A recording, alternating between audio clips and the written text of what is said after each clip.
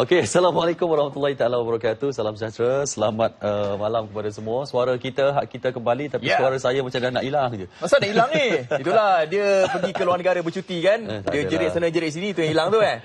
Okey.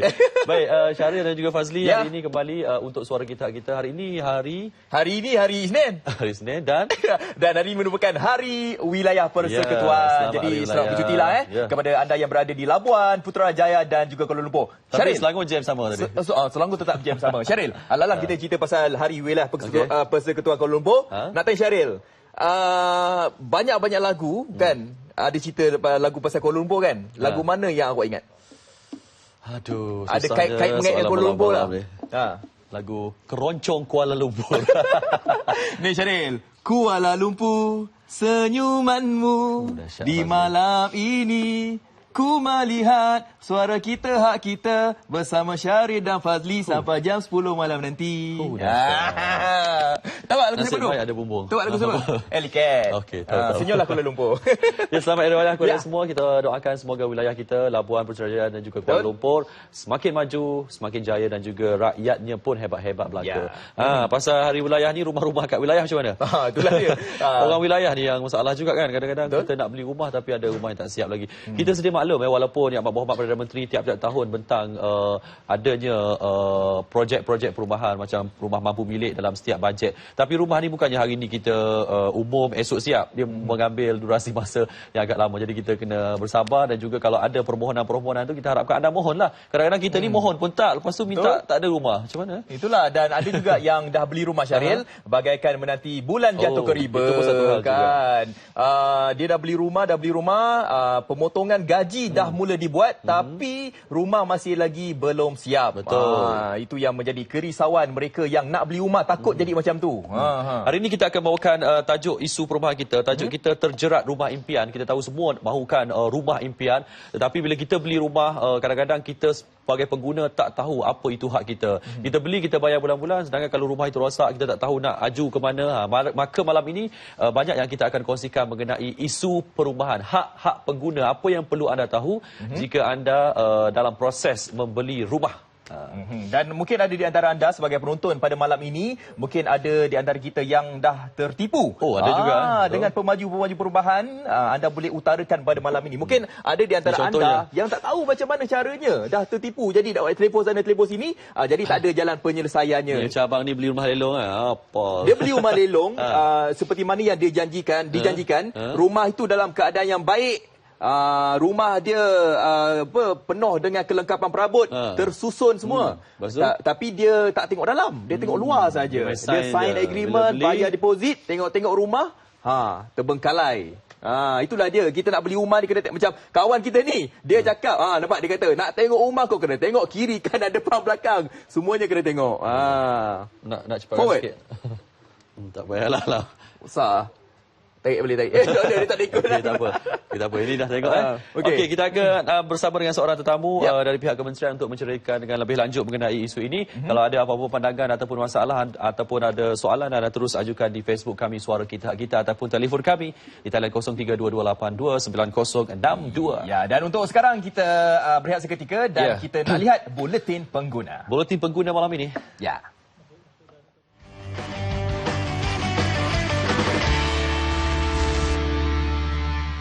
Enjin Campro yang digunakan sejak 2004 pada kereta Proton akan digantikan menjelang tahun 2018.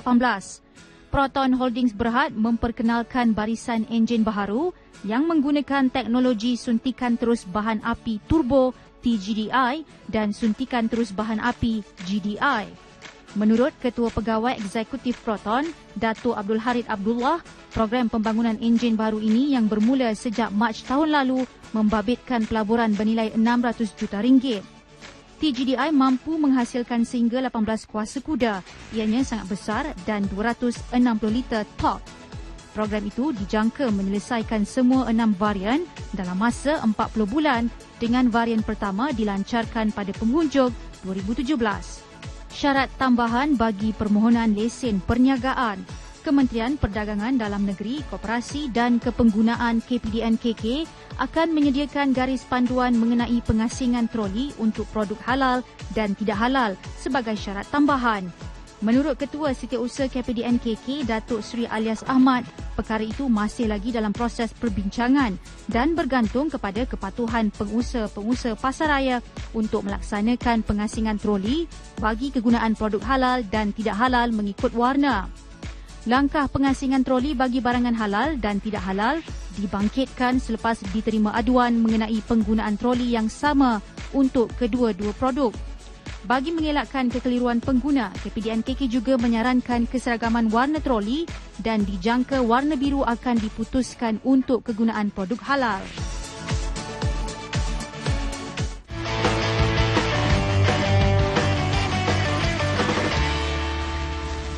Okey, itu dia kita bercerita pada malam ini berkaitan dengan terjerat rumah impian. Dan okey, saya nak play balik tadi kalau kita tengok tadi tak boleh nak play. Okey, tadi dia nak beli rumah, dia tengok luar saja, dia tak tengok dalam rumah macam mana. Jom kita saksikan bagaimana agaknya keadaan di dalam rumah. Dia confidentnya kononnya nampak tak mata terbeliak. Nampak tak padan muka dia. Siapa suruh dia tak pergi cek dalam? Dah jadi macam ni. Kawan dia ni gelakkan je lah ya. Okey, jadi kepada anda semua, kita nak buat program pada hari ini supaya menyarankan agar anda semua berhati-hati kalau anda nak membeli rumah. Dan pada malam ini juga kita nak beritahu kepada anda semua hak-hak anda sebagai pembeli. Dan Syaril ada tetamu di sebelah sana yang banyak ilmu berkaitan dengan pembelian rumah. Silakan Syaril. Terima kasih Fazli. Tahniah lakonan yang mantap.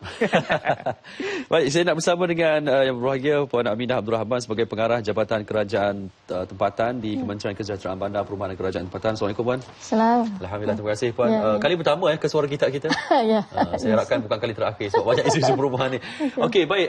Sebelum saya nak menjurus kepada perkara-perkara mengenai hak-hak pembeli, kalau tak keberatan saya rasa kita boleh kongsikan dulu sebelum ini pengubahsuaian bajet yang diumumkan oleh Perdana Menteri pun ada menekankan mengenai isu perumahan. Kalau saya tak salah ada satu perkara yang ditekankan Perdana Menteri bahawa rumah yang berharga RM300,000 itu akan diberikan kepada pemohon ataupun pembeli pertama, dikhaskan kepada mereka. Mungkin ada perincian daripada pihak Puan. Okey, sebenarnya itu selaras dengan dasar satu rumah untuk satu family lah. Ya, dasar negara.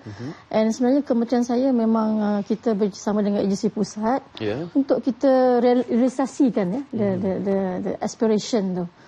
Itulah salah satunya caranya dengan kita menetapkan untuk yang 300 for the first time buyer tu. Sebelum ni memang kalau terbuka tu tak adil lah untuk mereka yang nak pertama kali. Tapi sebenarnya kalau beli rumah ni kita kena ikut kemampuan Cik Syaril. Right? Ya, itu betul. Ya, dalam lingkungan kemampuan kita. Contoh kalau rumah tu high end, kita golongan contoh middle income, we cannot be saying that we want that house. Memang kita tak affordable untuk kita lah. Sebab we are looking at rumah yang memang di luar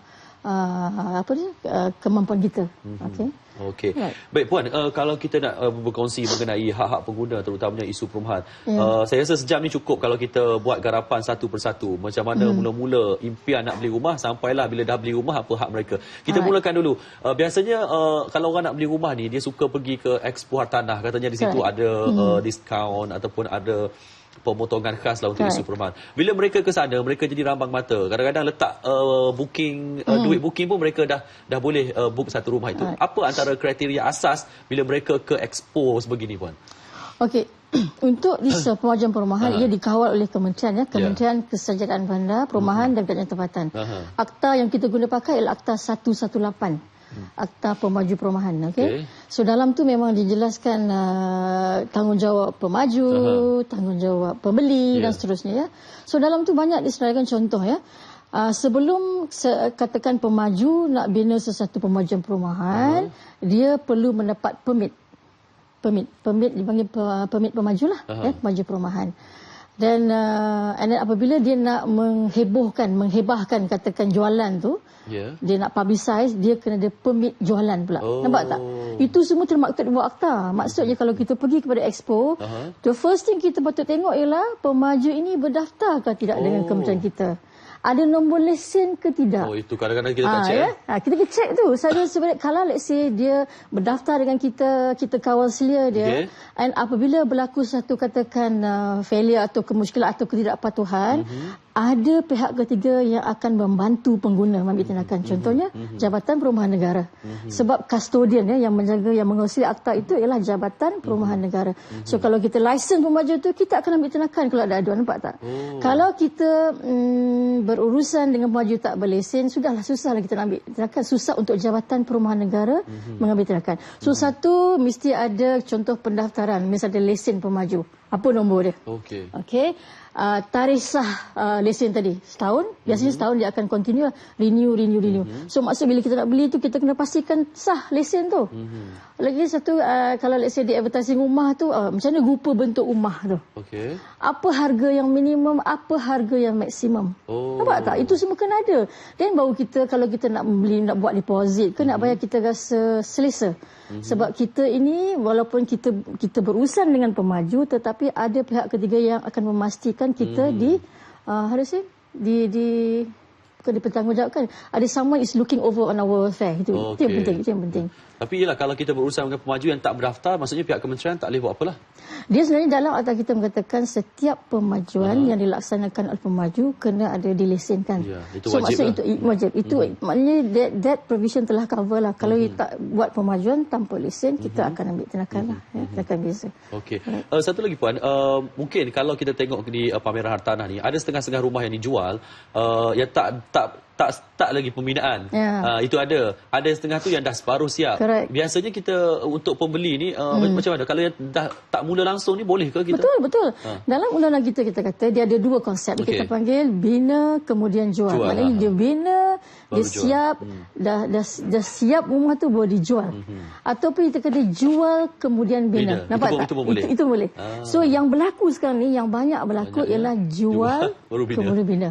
Right, that is the current lah yang kita panggil conventional method ya. Yang baru kemudian perkenalkan ialah bina kemudian jual. Now dalam katakan jual kemudian bina, memang betul lah. Maknanya bila kita sign agreement, sebenarnya rumah tak siap lagi. Kan rumah tak siap. Kita bayar ikut progress payment, ikut dia punya kesiapan kerja tu.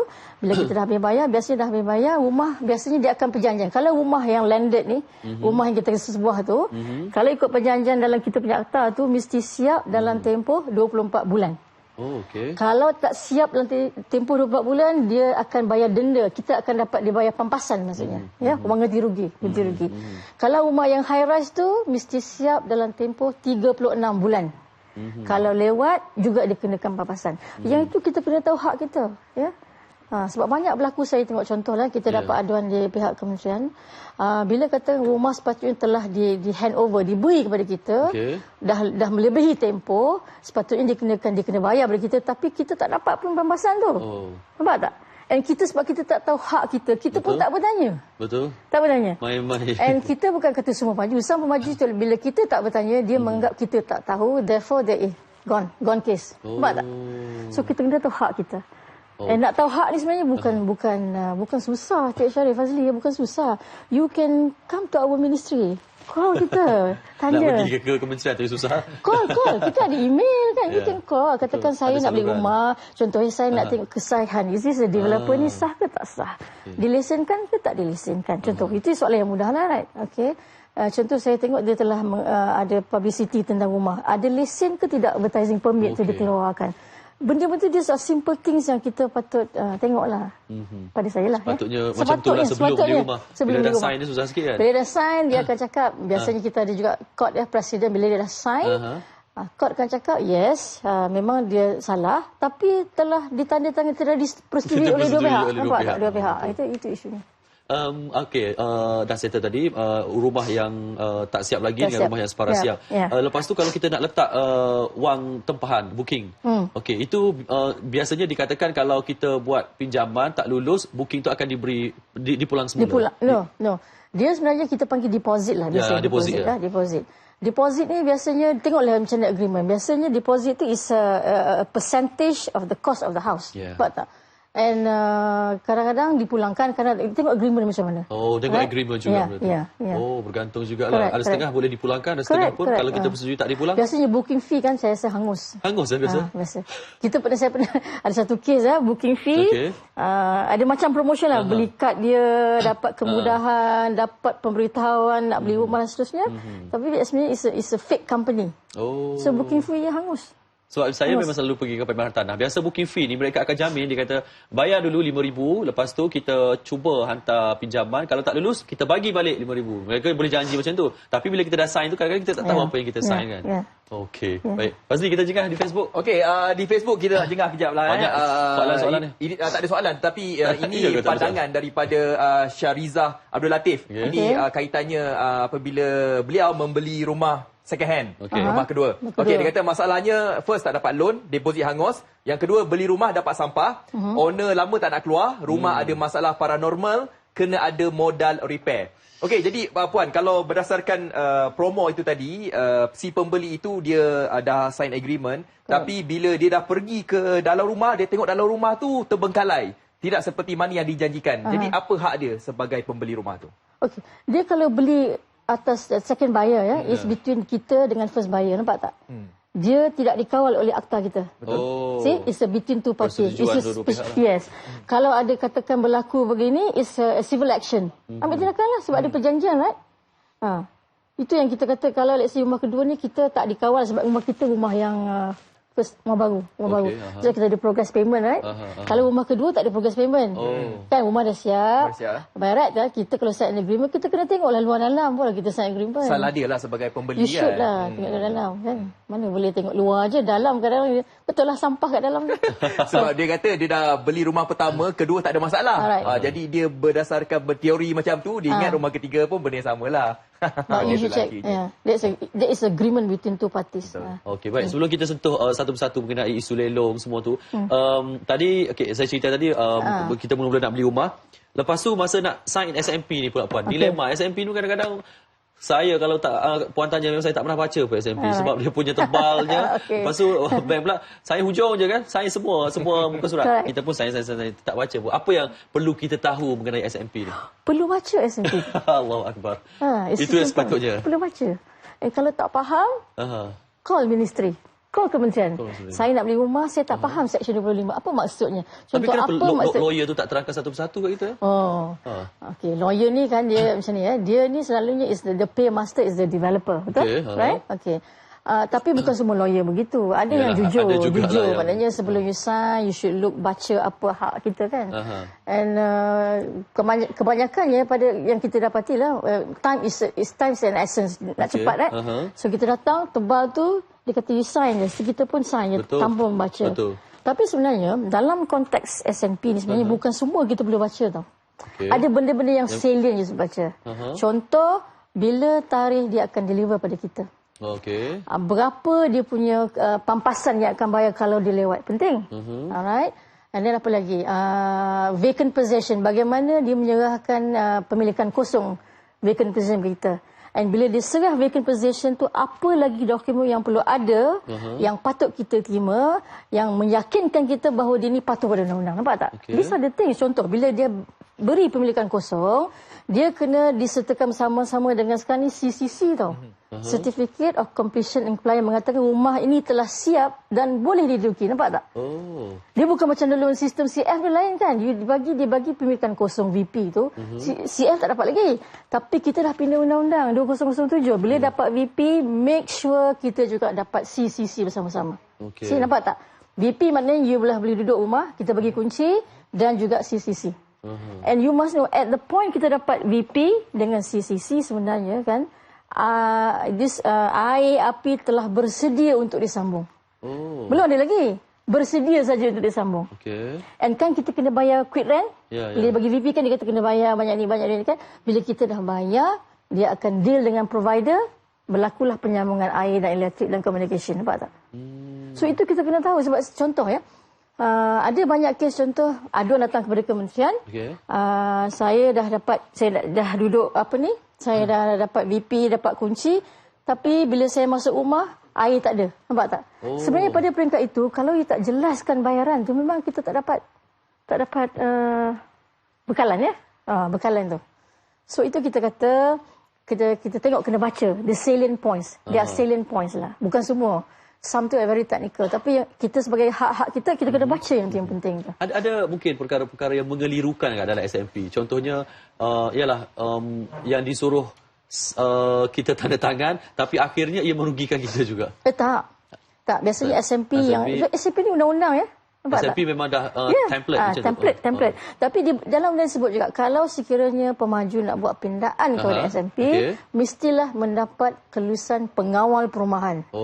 Pengawal perumahan ialah KSU lah, kementerian kementerian saya lah. Pemaju tak boleh nak pindah sesuka hati. Tak boleh sesuka hati kan. Tapi ada juga yang pindah sesuka hati. Ada juga. Itulah nak tanya, ada kes-kes terpencil. So, now in order to know whether dia pindah tak pindah, so kita sebagai pengguna kena tengoklah yang mana yang SMP yang sahih kita kata. Kita yang sahih dengan tak sahih pun tak tahu. Tapi dia mudah ni, dia semua checklist. Dia panggil jadual 1, jadual 2, jadual 3 tau. Okey. Ya. Satu lagi contoh ya. Dalam undang-undang kata apabila kita sign SMP mesti dijelaskan ya plan bangunan diluluskan oleh siapa. And then kebenaran merancang diluluskan oleh siapa. Dia tak boleh lagi artist impression tau. Maknanya kita tak boleh rumah ini ialah pandangan artis mata-mata, tidak. Ia mestilah bersandarkan kepada plan yang diluluskan. Bisa nombor. Dulu ya, kita beli rumah based on artist impression. Cantik kan? Kita tengok rumah tak cantik, right? But now no more. Dia buat 3D tu macam cantik kan? Bila tengok air. Semenjak 2007, kerajaan kita telah perkukuhkan, kita perketatkan. SMP tu mesti disertakan dengan plan bangunan yang diluluskan. Nampak tak? Kebenaran merancang yang diluluskan. Bukan lagi artist impression. So by right, if you let's say kata-kata kebenaran merancang, dah tahu rumah you kat sini, sebelah rumah kita apa? Kan? Sewage treatment plant ke apa ke kan? Kita kena tahulah. Right? And biasanya kalau dah layout tu, kalau rumah kita contoh yang kita minat tu bersebelahan dengan sewage treatment plant, pembentong katakan, you don't want our house to be near. So you have a choice. Kita boleh pilih sebenarnya. Kan? Itu gunanya kita kata mesti disertakan dengan KM yang diluluskan. Plan bangunan yang diluluskan. Itu maksudnya. Okey, baik. Settle SMP. Kita harapkan anda jelas. Kalau selepas SMP ini diluluskan, kita dah dapat kunci rumah.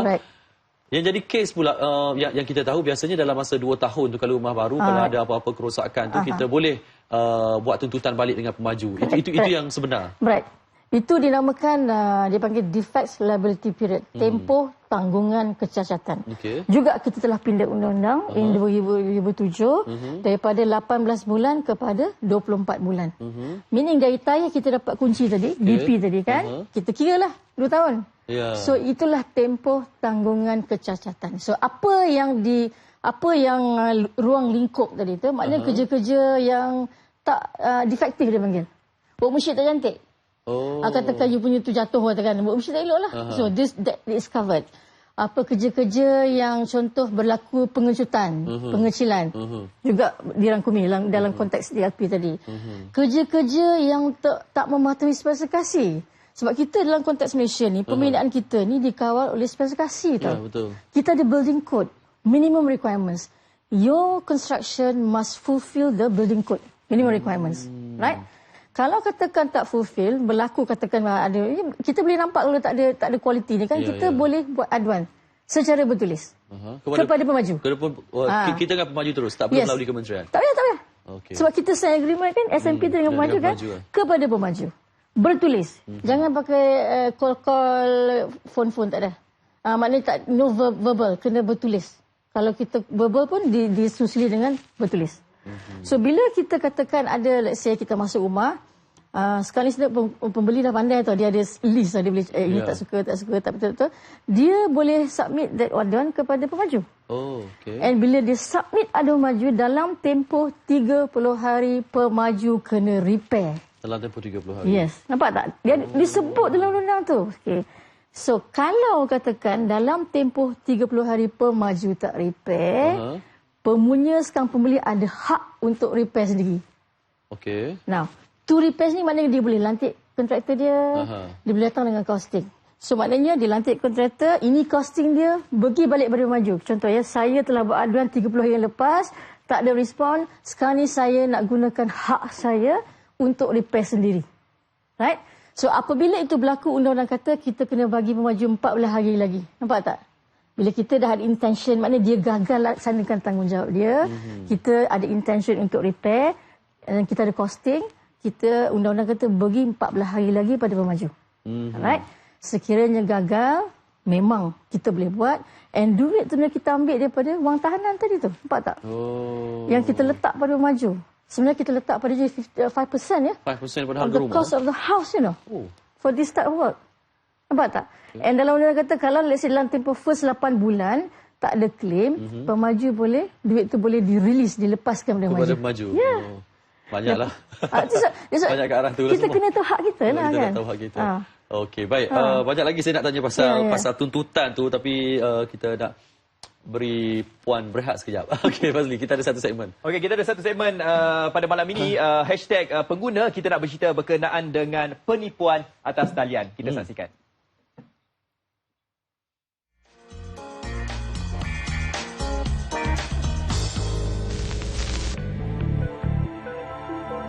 Kini trend pembelian atas talian atau online semakin mendapat perhatian rakyat Malaysia. Namun peningkatan trend ini juga menyebabkan kes penipuan pembelian online turut melonjak naik. Beli barang melalui online ni memang senang lah, tapi memang banyak risiko juga sebab kadang-kadang barang yang kita beli tu tak sama dengan apa yang tertera di laman web. Dan kadang barang yang dibeli tu langsung tak dihantar. Macam pengguna tunggulah untuk, selalunya penjual kata okey dalam masa 2 minggu boleh hantar. Tapi tunggu-tunggu sebulan pun tak hantar. Lepas tu bila dah hantar tu barang pun barang yang diterima tu tidak dalam keadaan yang baik. Dan juga sometimes rosak, dan juga produk tersebut tu berkualiti rendah lah. Dan masalahnya lagi satu untuk pulangkan balik barang tersebut. Sebab kadang-kadang merchant tu susah kita nak contact dia orang lah. So itu adalah jenis-jenis aduan yang kami terima kat sini. Perkara ini terjadi disebabkan ramai peniaga atas talian tidak mendaftar perniagaan mereka secara sah dengan Suruhanjaya Syarikat Malaysia SSM, sehingga menyebabkan pelanggan atau pengguna mudah ditipu dengan taktik perniagaan mereka. Banyak pengadu yang masih tertipu dengan merchant. Tapi kalau penjual tu individu, bukan syarikat, dan kemungkinan risk untuk scam tu memang very high. Dan keduanya kalau misalnya kata ia adalah sebuah syarikat, saya takkan sebutlah nama syarikat tu, misalnya kata syarikat ABC, tetapi penjual tu suruh bank in dalam dia punya personal punya account. So risiko yang mungkin dia akan tipu tu terlebih lah. Lepas tu misalnya kata maklumat mengenai barang tersebut tidak lengkap, tak ada gambar rajah dan tiada terma dan syarat tertera dalam website, dan juga mungkin barang tu yang dijual tu terlalu murah. So pengguna perlulah cek dululah harga barang tersebut dalam market sebelum belilah. Kalau terlalu murah dan dia menggesa kita untuk beli juga, tu macam create suspicious lah. Saya tidak pernah satu kali pun. Pada pendapat saya, online purchasing ini tidak begitu baik. Pasal sekarang ni dunia ni kecil sangat. Kenapa pergi online pula? Kedai-kedai pun dekat sangat. Kita senang beli dekat kedai. Lagi satu pun, mostly the advertisement is fake. Peniaga online termasuk di laman sosial adalah diwajibkan mendaftar perniagaan mereka dengan Suruhanjaya Syarikat Malaysia bagi mengelakkan wujudnya kes-kes penipuan terancang melibatkan pengguna. Kita kena beli dekat authorized seller. Maksudnya kita percaya dengan penjual tu. Jadi jangan beli dekat sebarang penjual. Mungkin ada satu website yang memang betul-betul solid yang kita percaya. Dan kalau kita beli pun kita ada garanti.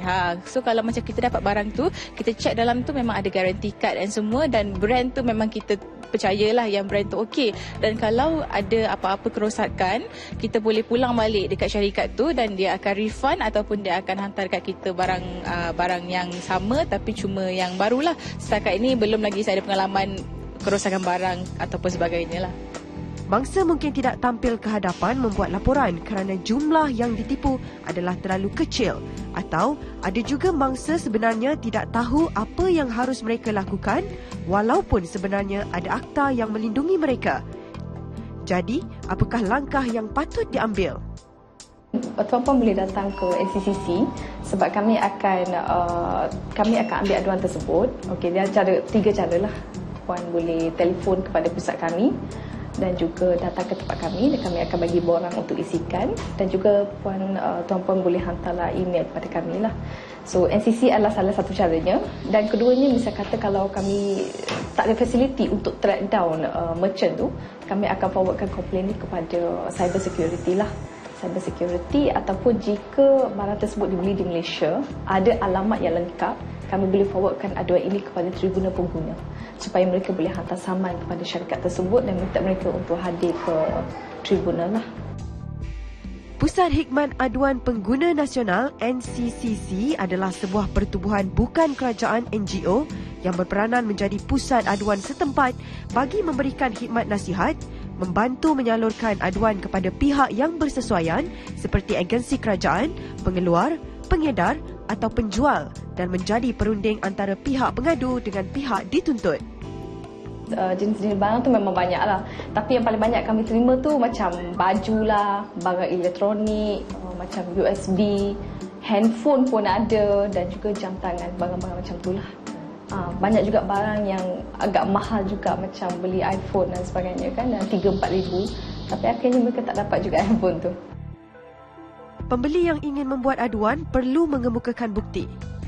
Semestinya resit tu haruslah ditunjukkan kepada kami lah, supaya kami tahu ini adalah bukti yang menyatakan pembeli actually beli daripada merchant ni lah. Resit pembayaran itu sangat penting, dan juga selalunya semasa pembeli membeli barang daripada merchant, mesti ada komunikasi di antara pembeli dengan penjual.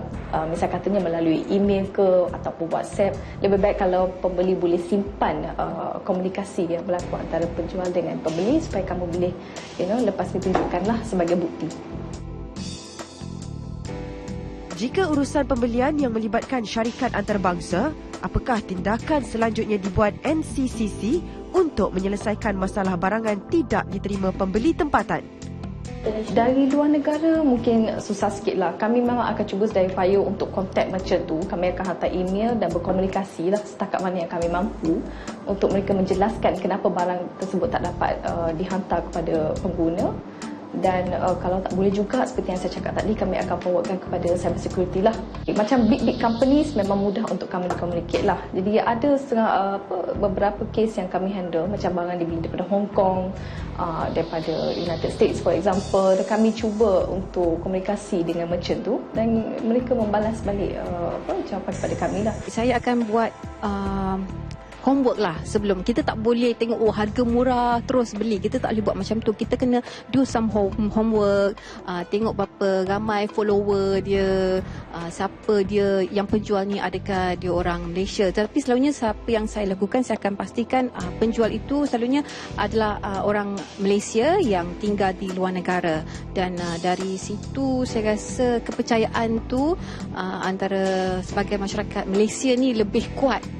Kepercayaan antara penjual juga dengan pembeli. Dan saya selama saya buat pembelian atas talian ni, saya alhamdulillah tak ada masalah. Semuanya barang yang saya terima tu berkeadaan baik.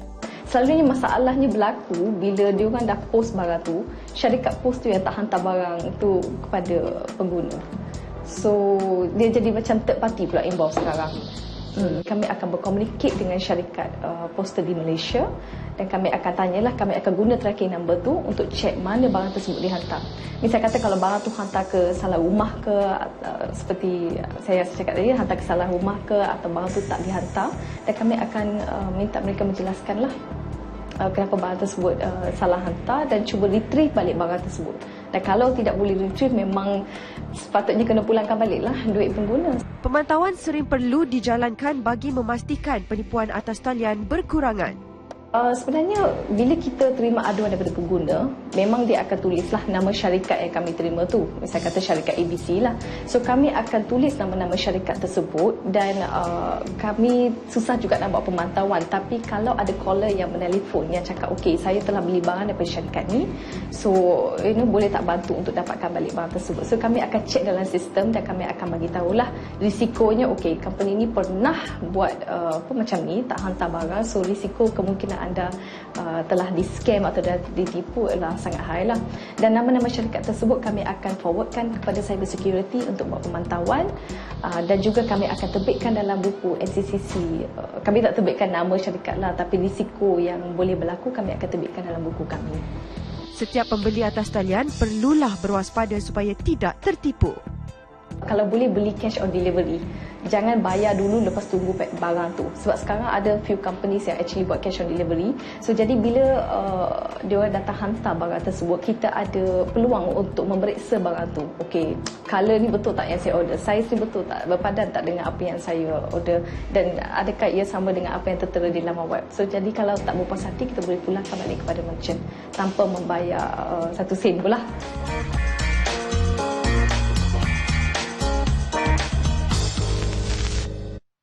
Okey, itu dia Syabana Nasir Ahmad, wakil daripada NCCC.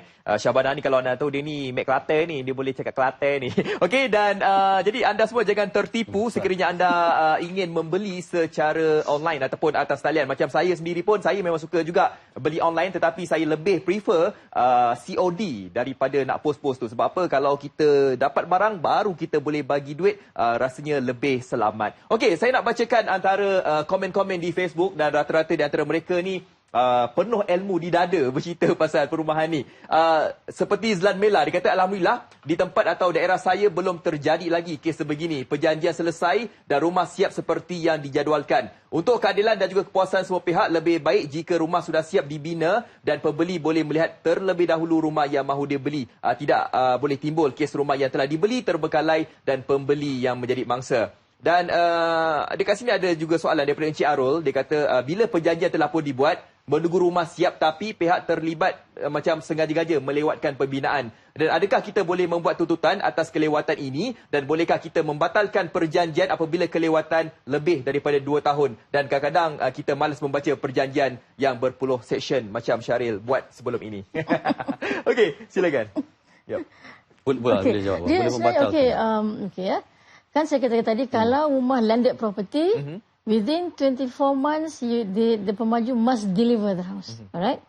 So, kalau let's say dia lambat deliver, itu yang kita dapat ganti rugi tadi tu. Ya? Dia panggil liquidated damage. Kita dapat ganti rugi. Bagi high rise, 36 months. Alright? So, macam ni, katakan, kalau let's say tak habis lagi tempoh tu, kita tak boleh tuntut. Maknanya rumah tu memang tak siap lagi, belum siap lagi. Kalau perjanjian kan 24 bulan. So, you must wait until lah. Dah after 24 months, yes, you can get the pampasan sebenarnya. Dia kena bayar pampasan tu. Tapi sampai kita boleh batalkan perjanjian kalau kita... Perjanjian boleh batal, tapi kita rugilah yang tu. Kita pula rugi kan? That's why kerajaan telah memperkenalkan, kita katakan yang tadi BKJ. Bina kemudian jual. Bina kemudian kita yang konsep yang kerajaan kenalkan ialah 1090. Maksudnya, kita bayar 10% down, tak payah bayar dah. Bayar 10% down dulu. Dengan kita 10% down tu, rumah tu dibina. Construction berjalan. Bila dah siap, kita boleh tengok rumah tu. Kalau kita setuju, kita bayar the balance 90%. Nampak tak? Tapi itu konsep baru, Cik Syaril dan Fadli. Konsep baru, saya tengok takers tak ramai. Tak ramai developer yang berani nak lakukan itu lagi. Tapi sebenarnya kerajaan telah memperkenalkan konsep tu. Kita pun suka konsep tu sebenarnya. And then sebenarnya kementerian saya tengok Jabatan Perumahan Negara sedang bertungkus lumus lah nak memastikan itu berjalan lancar lah. Konsep baru tu. Bina, kemudian jual, 1090 dia. Okey. Yang jenis jual kemudian bina itu dah lambat lah. Itu memang berlaku sekarang lah. Tapi sebenarnya kalau let's say pengguna ni baca hak dia, faham hak dia, and kalau nampak benda tak patuh, you have a query, you can always call the ministry sebenarnya. Boleh sebenarnya. Boleh. Kita ada bahagian penguatkuasaan di kementerian. Kita boleh semak contohnya, pemaju ni berdaftar ke tidak? Sah ke tidak? Blacklist ke tidak kan? Kita ada senarai-senarai itu di kementerian saya lah. You can check sebenarnya. Ada ke yang telefon puan? Ada. Tak, sebab kalau kita kesedaran ni tak ramai sebenarnya yang ada nak telefon. tapi ada lah. Ada telefon. Okey, baik. Ada yang telefon kita sekarang ke? Okey, kita ada panggil puan. Okey. Baik, assalamualaikum. Hello. Hello, assalamualaikum. Waalaikumsalam warahmatullahi. Siapa di talian? Saya Ahmad Fadil. Ahmad Fadil dari mana? Daripada Johor. Johor. Okey. Ada soalan ke kepada puan mengenai isu rumah ni? Ada. Okey, silakan. Saya berkaitan rumah kepada Puan Aminah. Assalamualaikum Puan Aminah. Assalamualaikum. Okey, pertama kali saya nak tanya tentang rumah lelong. Rumah lelong rumah lelong. Okey, adakah dia terikat di bawah Akta Kementerian Perumahan? Dan kalau kata macam kita dah beli rumah lelong, Tapi bila kita dah berjaya pindaan, owner ke ataupun penyewa dalam rumah tu tak nak keluar. Adakah hak-hak sebagai saya sebagai pemilik rumah tu? Itu soalan pertama. Okey. Soalan yang kedua saya tanya tentang harga jualan rumah. Okey, saya nak jual rumah. Okey. Okey, contoh saya beli, contohlah kata beli dalam harga 120,000. Okey, tapi tahun ni saya nak jual rumah tu dengan harga 300 ke 400,000. Adakah ia tertakluk kepada akta kerajaan ataupun terpulang kepada owner? Dari segi harga tu dari segi harga. Dan okey, itu yang kedua. Ada berapa soalan ni? Last sekali saya nak tanya tentang defect period tadi tu. Okey, defect period tu macam rumah nak dapat, nak serah kunci. Dia bermula daripada tarikh serah kunci ke atau sign agreement? Tempoh daripada 24 bulan tu. Okey, lepas tu saya nak minta pandangan Puan macam kalau kata saya nak dapat persediaan tu dapatkan kunci atau rumah baru ke, apakah perkara-perkara yang perlu saya tengok yang boleh saya query dengan pemaju kalau ada sekiranya tak elok lah. Apa yang pandangan Puan selaku pengarah di KPTV. Baik, terima kasih Encik Fazil dari Johor. Terima kasih banyak. Assalamualaikum. 3 soalan, 1 pandangan, habis dah soalan aku dia bertanya. Kita jawab satu-satu. Mula-mula pasal isu lelong dulu. Okey, lelong di luar kawalan kementerian. Di luar kawalan kementerian. Sebab lelong, remember kalau dalam kawalan kementerian dia ada SMP atau perjanjian tadi tu. Yang tu yang kita kawal, maknanya ada perjanjian, dia ada pemaju dan pembeli, dan ada pihak tiga yang akan memastikan everything is in order. Nampak tak? Bila lelong ni dia actually is between two parties lah. Two parties, bank dan seterusnya, two parties. Yang kedua tu soalan harga ya. Sebenarnya belum ada lagi entiti yang mengawal harga rumah sebenarnya. Tak ada rumah. Tapi sebenarnya kalau biasa dia akan bagi market value lah. We cannot simply katakan you beli 100, you letak 300, tak boleh 100 pun. Dia akan refer kepada market value. Sebab biasanya bank akan hantar penilai harta tanah. Penilai akan nilai. We cannot simply say I nak jual for 450, tak boleh. Penilai biasanya akan dia ada consensus kita nak menjual, pembeli dua-dua kena agree lah. So based on kata penilaian by penilaian berdaftar contohnya. Tapi kalau kita jual tu dengan harga yang tinggi di atas harga pasaran, tetapi kalau yang nak beli tu setuju, tak apa. Itu tak ada masalah juga. It's agreement dua parti, nampak tak? Walaupun harga tu dah melebihi. Kalau ini agreement kan, two party, dua parti, right? Soalan ketiga tadi apa? Defect liability period. Pasal serah kunci tadi. Okey. So katakan kita dapat surat pada pemaju. Katakan telah bersedia untuk diserah kunci vacant possession, pemilikan kosong. Saya jelaskan tadi dalam surat tu kena ada tadi CCC sekali bersama dengan CCC. Itu kita pindah undang-undang kita. Alright, kena ada kunci lah, definitely kunci, dan dia kata quit rent, berapa jumlah yang perlu kita bayar untuk contoh untuk disandarkan kepada TNB dan untuk services kita lah, right? So the moment kita dah buat bayaran, berlakulah penyambungan air, api, elektrik seterusnya. Alright. Nah, undang-undang kata dari tarikh VP dikeluarkan, kalau kita tak ambil rumah tu dalam masa tempoh 2 minggu, selepas 2 minggu kita dianggap telah ambil rumah tu. Nampak tak? That's the law. Meaning the law is saying kalau dapat kunci, masuklah rumah tu maksudnya. Because dapat je kunci, itulah mulanya kita punya deferred salability period, tempoh tanggungan kecacatan 24 months from that date yang kita dapat kunci tadi. Bukan tarikh kita masuk tau, 24 months from the day tarikh VP itu sehari kita. So, kalau dalam konteks rumah kan sebenarnya, rumah ni kita kena duduk baru kita tahu apa masalah dia, kan? Kalau rumah kita tak masuk, sistem tak berjalan, we don't know whether bocor ke tidak. So, maknanya masuk rumah dulu. Gunakan rumah tu dulu, baru kita apa defects dia. Right? So macam ni yang penting kita tengok contoh. Biasalah kalau let's say air dah jalan, kita nampak kesan bocor, kan? Katakan lantai tak even. These are the things that we note down sebagai aduan kita dalam defects liability period. Kita nak claim dalam 2 bulan. Yes. 24 bulan. Dah 24 bulan, 2 bulan pula dah. So bertulis. Dan satu lagi kan undang-undang kata contoh kita buat aduan, saya jelas tadi buat aduan, dia tak respon, kita ambil tindakan, kita buat sendiri. Solicitor, lawyer tu mesti keluarkan duit, dia tak boleh kata tak nak keluar duit sebab pemaju ni gagal repair dalam masa 30 hari, nampak tak? So undang-undang kata if you gagal, you fail to do so, now we give the responsibility to the purchaser to do the remedy, the repair work. Undang-undang dah sebut tu. And bila itu berlaku, the solicitor yang pegang duit tu kena keluarkan duit. Dia tak boleh kata, saya tak boleh keluar sebab pemaju tak bagi. No way. You fail to carry your duty tadi. Nampak tak? Pemaju tadi kan? So, bila itu berlaku, undang-undang kata, Untuk yang saya katakan release the sum kepada pemaju 8 bulan dengan 24 bulan tu, hanya setelah pihak arkitek mengesahkan remedi telah dibuat. Okey. Nampak? Dia ada lagi satu parti yang check tau. Maksudnya kalau kita buat aduan, make sure aduan kita dia treat the source of the problem. Dia bukan saja kata ada bocor cek tidak tau. Kenapa berlaku bocor contoh? Okay. Right? Betul. Meaning you treat the source of the problem and tak berlaku lagi bocor. That's itu maksudnya. Bila itu dah berlaku, baru arkitek boleh certify. Yes, remedi telah lakukan, kerja-kerja memuaskan hati dan whatever. Kena ada tu, baru kita boleh release the money kepada pemaju. Okey. Tapi yang penting kena ada aduan bertulis. Ya, dia start, sebab dia mula pada aduan bertulis tak lagi. boleh my call dia. Kena ada. Kau tak ada. Kau dia akan cakap, dulu you call saya terlupa lah. Waktu ni mas bertulis lah. Bertulis. Okey. Kan? Baik, saya harap menjawab soalan Cik Fazil tadi. Cumanya yang pasal isu lelong tadi ialah kalau boleh kita check betul-betul lah kan. Kadang-kadang kita ni agak rumah tu murah, main beli je kan. Jadi macam Fazli tadi. Okey, baik. Kita ada satu bingkisan lagi puan sebelum kita nak ada banyak lagi beberapa perkara mungkin kita boleh sentuh mengenai isu rumah ni, Fazli. Okey, alright. Kita nak terus saja ke segmen yang seterusnya. Seperti biasa, kita ada segmen Hemat dan Jimat, dan untuk tajuk kali ini kita nak bersembang berkenaan dengan navigasi premis halal. Kita saksikan tapi kita berehat seketika.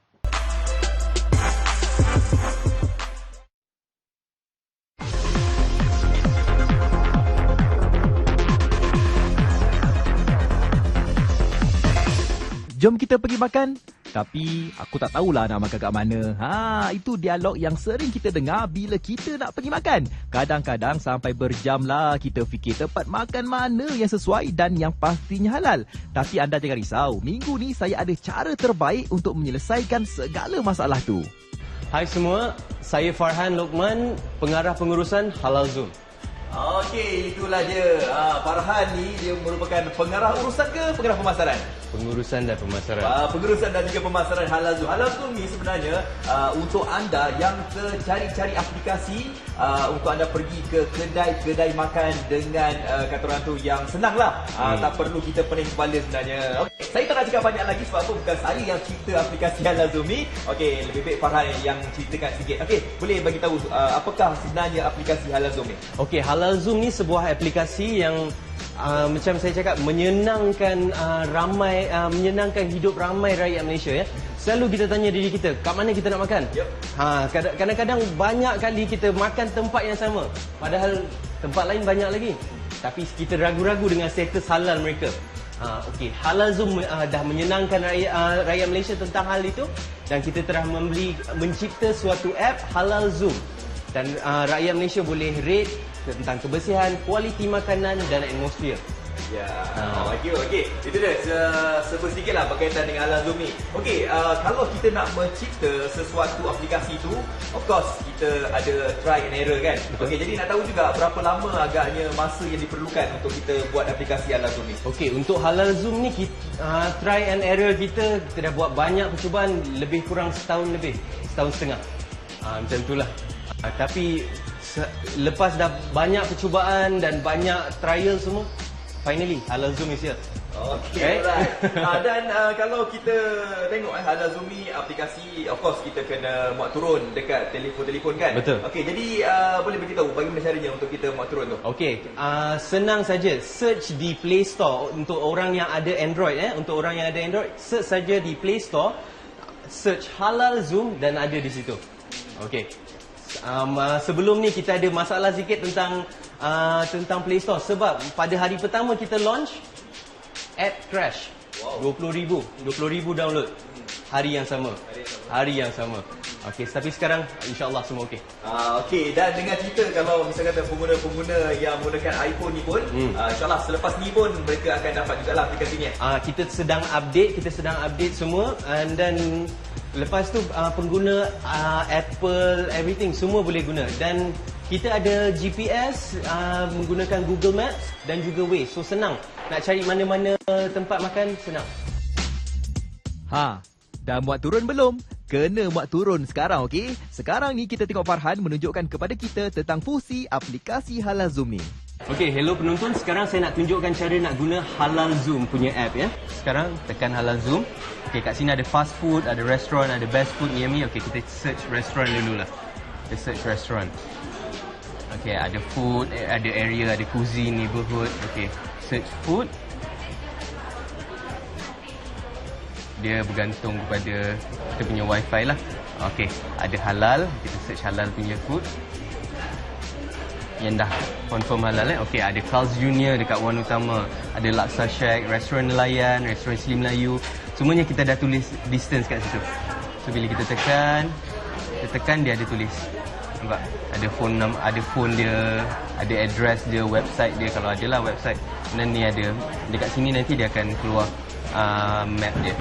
Alright. So okey, sekarang kita nak ke Best Food Near Me pula. Best Food Near Me dekat sini ada distance 2 km. Kalau contoh saya naikkan ke 24 km, benda ni akan berubah. Ataupun ke 30 km, benda ni akan berubah. Tengok. Dia lambat sikit, dia bergantung kepada kekuatan internet kita lah. Tapi macam saya punya slow, so macam ni lah.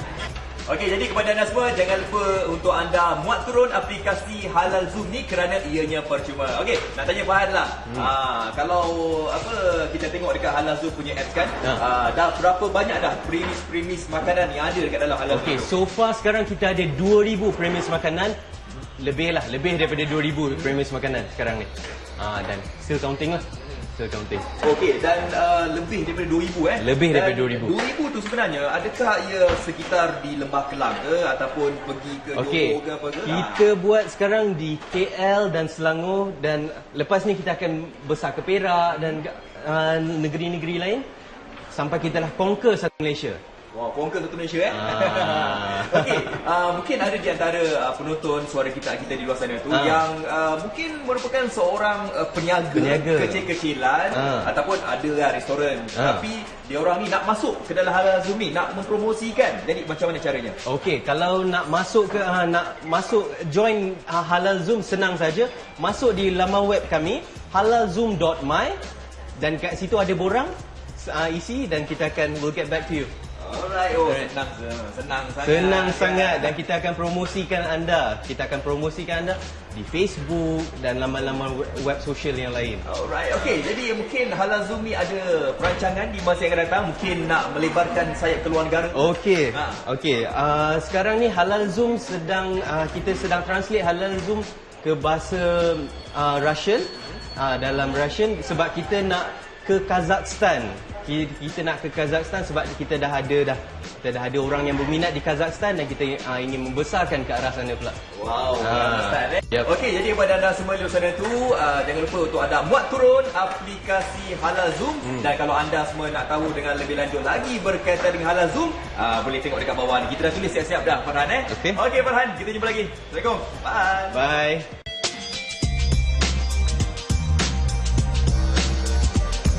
Aplikasi Halal Zoom ni tak baiklah. Sejak adanya aplikasi ni, senang sikit lah untuk kita search tempat kan. Dah tempat makan. Okey, tentang aplikasi Halal Zoom ni amat berkesan dan sangat mudah lah bagi pengguna nak search mana tempat yang kita nak tuju. Okey, senang kita nak cari makanan yang halal. Okey, daripada segi jarak tempat pun kita boleh view juga. Okey. Ada detail semua dekat dalam tu juga ada disenaraikan nama kedai, nombor telefon yang boleh kita hubungi lah.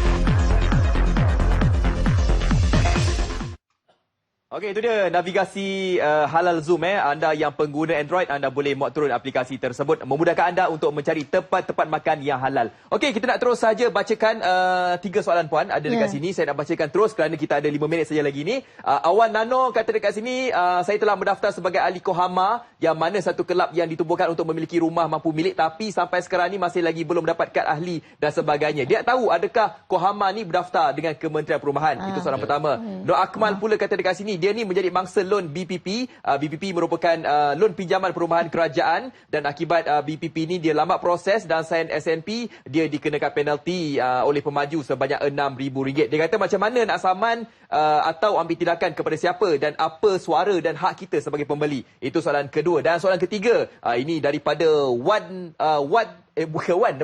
Watkah Keng namanya. Dia kata pemaju tak indahkan aduan tentang defek yang dialami pembeli. Boleh tahu tak macam mana nak take action against developer. Saya rasa ini Puan dah terangkan tadi. Mungkin dia tak tengok awal tadi. Okey, mungkin Okey, yang pertama tadi Kohama.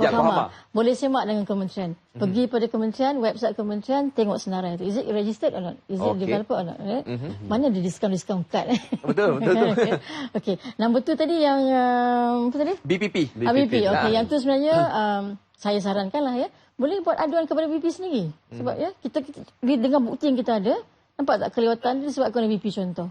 Dan cannot be bought back, ditanggung oleh purchasers mata-mata, right? Kalau betul salah mereka, hak kita. Ya, hak kita. You can go, ya.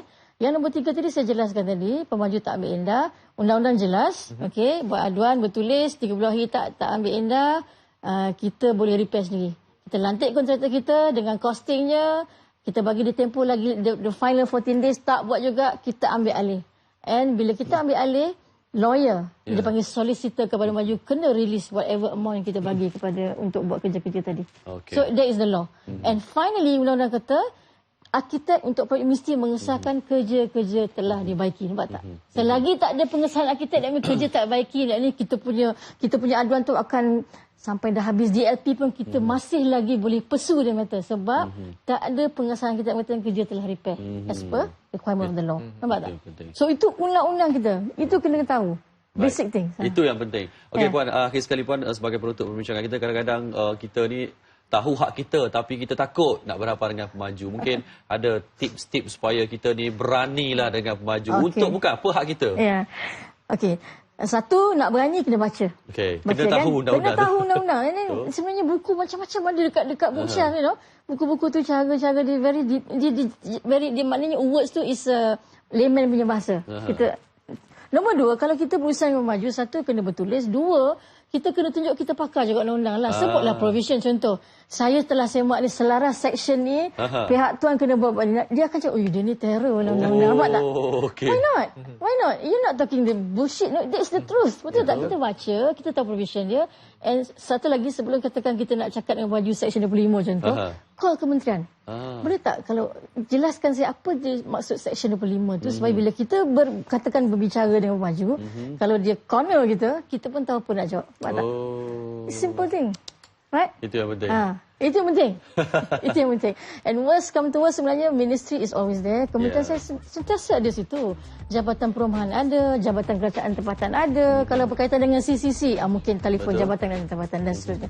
So saya sarankan kita kena tahu hak kita sebenarnya. Itu yang penting, kita kena tahu hak kita. Terima kasih banyak-banyak Puan Aminah Abdul Rahman, Pengarah Jabatan Kerajaan Tempatan, Kementerian Kesejahteraan Bandar Perubahan Kerajaan Tempatan, kerana sudi bersama kita. Kita harapkan anda semua yang nak beli rumah ataupun dalam proses sedang mencari rumah, anda tahu hak anda dan juga dapatkan rumah yang paling tepat untuk anda. InsyaAllah, Fazli. InsyaAllah. Okey, dan anda semua dah pun mendapat informasi berkaitan dengan perumahan pada hari ini. Dan insyaAllah anda kena bersama dengan kami juga minggu depan dengan tajuk yang pastinya lebih menarik untuk anda. Ya, minggu depan Fazli akan bergabung dengan Muaz, insyaAllah. Ada dah, pergi mana? Ada lah kerja sikit. Balik Cina, cuti. Cuti lah. Okey, dan mewakili penerbit kami, Zamzuri Zawawi, saya Fazli Fuad. Saya Syaril Surabuddin. Assalamualaikum. Salam, bye.